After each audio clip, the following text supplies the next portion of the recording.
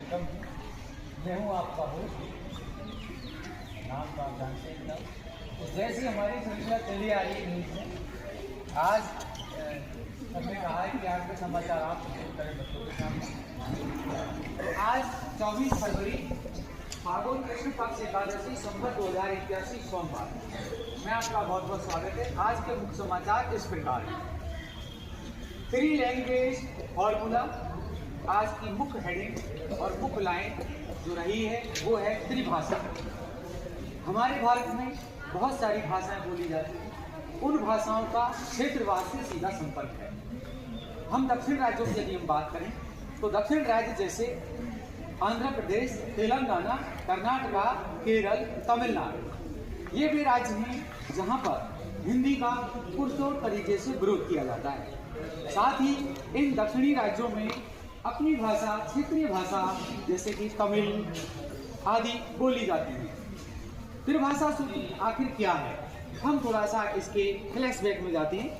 भारत में भाषा शिक्षण से जुड़ी एक नीति, यह नीति बताती है कि भारत के हर छात्र को 3 भाषाएं सीखनी चाहिए।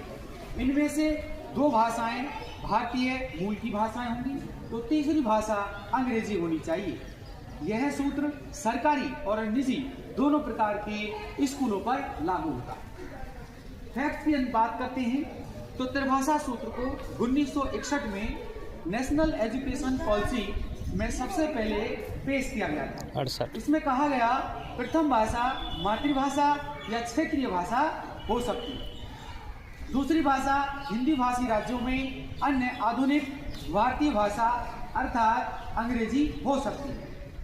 गैर हिंदी भाषी राज्यों में यह हिंदी या अंग्रेजी हो सकती है। त्रिभाषा सूत्र का मकसद बहुभाषावाद और नेशनल यूनिटी को आगे बढ़ावा देना है। त्रिभाषा सूत्र संविधान में नहीं है। 1956 में अखिल भारतीय शिक्षा परिषद ने इसे मूल रूप में मुख्यमंत्रियों के सम्मेलनों में रखा और मुख्यमंत्रियों ने इसका अनुमोदन भी कर दिया। 1968 की राष्ट्रीय शिक्षा नीति में इसका समर्थन किया गया। 1992 में संसद ने इसके कार्यान्वयन की संतुष्टि कर दी। क्या है समाचार, क्यों आखिर आया ये सुर्खियों में? तो जैसा कि हम जानते हैं तमिलनाडु जहां के मुख्यमंत्री हैं MK स्टालिन, यहाँ पर तमिल भाषा बोली जाती है। हाल ही में नेशनल एजुकेशन पॉलिसी के तहत जो केंद्रीय फंड 2152 करोड़ रुपए तमिलनाडु राज्य को मिलने वाला था, वो केंद्रीय सरकार ने उसे रोक दिया। रोकने के पीछे जो वजह थी